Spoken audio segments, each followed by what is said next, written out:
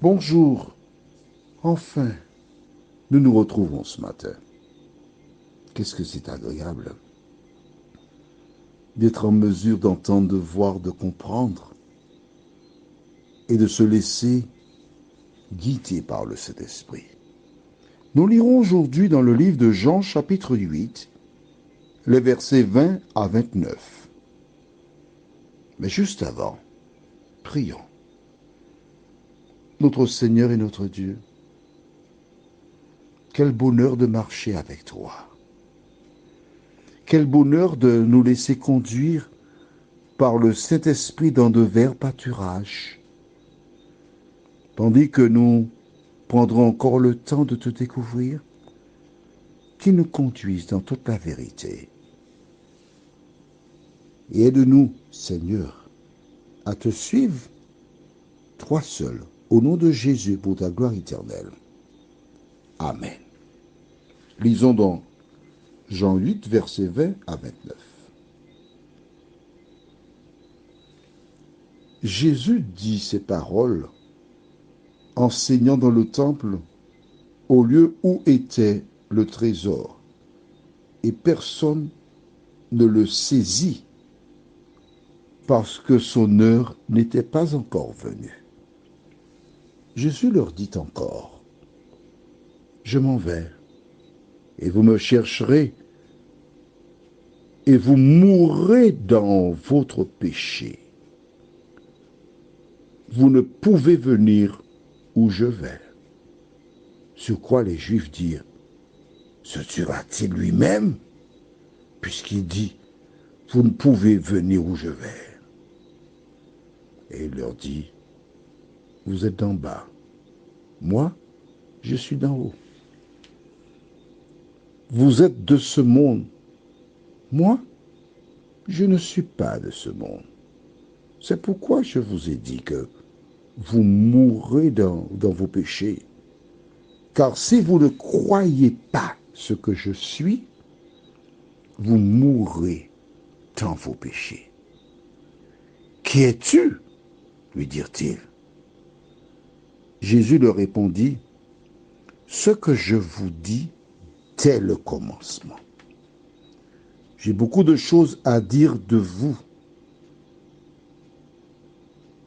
et à juger en vous, mais celui qui m'a envoyé est vrai. Et ce que j'ai entendu de lui, je le dis au monde. Ils ne comprirent point qu'il leur parlait du Père. Jésus leur dit donc, quand vous aurez élevé le Fils de l'homme, alors vous connaîtrez ce que je suis, et que je ne fais rien de moi-même, mais que je parle selon ce que le Père m'a enseigné. Celui qui m'a envoyé est avec moi.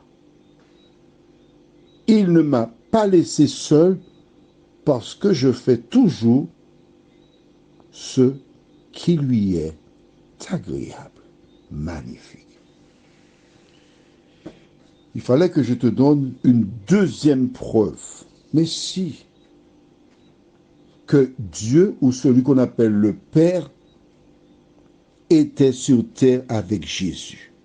Note que ce ne sont pas les disciples qui firent cette déclaration, mais c'est Jésus lui-même qui dit que le Père était avec lui.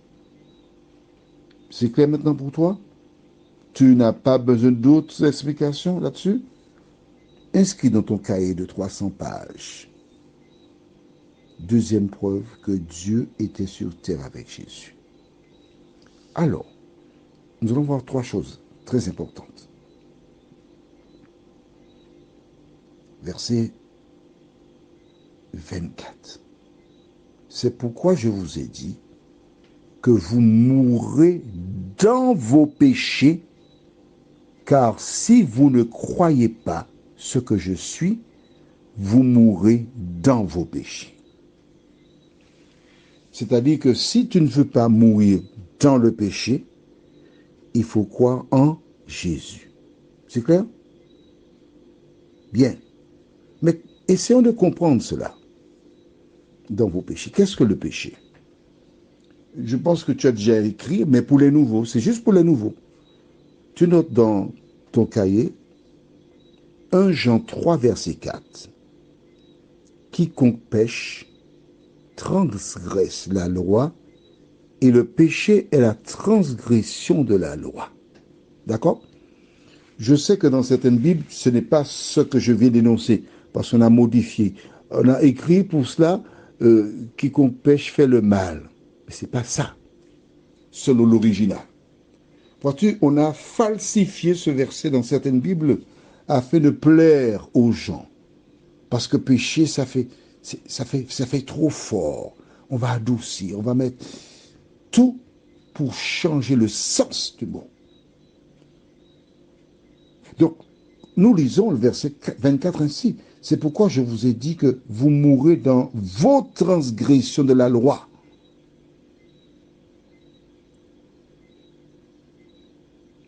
C'est clair pour toi? Comment cela se passe-t-il? Tout simplement, j'ai volé le régime de banane du voisin. Là, j'ai péché. Parce que la Bible déclare, tu ne déroberas point. Que dois-je faire? Reconnaître que j'ai mal agi. Dire au voisin, j'ai volé ton régime de banane. À combien évalues-tu ce dernier? 20 euros. Je paie les 20 euros. Je lui demande pardon. Je vais voir Dieu directement sans passer par quiconque. Seigneur, j'ai dérobé, j'ai reconnu, j'ai remboursé, j'ai demandé pardon. Maintenant, pardonne-moi. Et c'est terminé. Aussi simple que cela. Là, aussi longtemps que je continue de respecter la parole de Dieu, je n'ai aucun souci.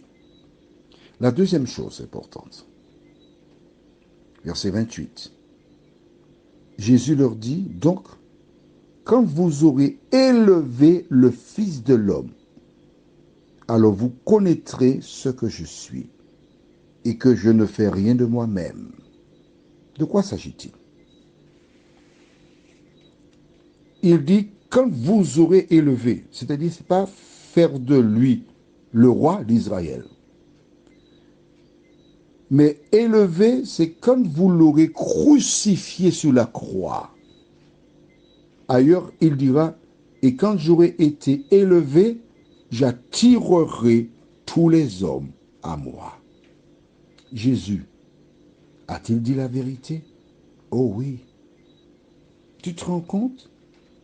Il a été crucifié en Palestine, là-bas. Et dans le monde entier, on parle de Jésus de Nazareth. Dans le monde entier, il y a des personnes qui l'acceptent comme sauveur. Comment expliques-tu ça? Tu ne trouves pas d'explication? Sois rationnel. J'attirerai tous les hommes à moi. Les hommes qui ont compris qui est Jésus. Les hommes qui acceptent la parole comme la vérité. Laissent tout pour le suivre. Et un jour, le verront face à face. Est-ce ton cas? Prions. Notre Seigneur et notre Dieu, en ce matin, nous sommes fort heureux de découvrir que si nous ne croyons pas en Jésus, nous mourrons dans nos péchés ou encore nous serons perdus. Seigneur, viens nous aider à croire en Jésus, à suivre la parole. Nous t'en prions. Au nom de notre Sauveur et pour ta gloire éternelle. Amen. Que l'Éternel continue de te faire du bien et que le Saint-Esprit scelle ses paroles en toi. Je te souhaite une bonne journée et à demain matin si Dieu nous prête vie. Bon bien soin de toi.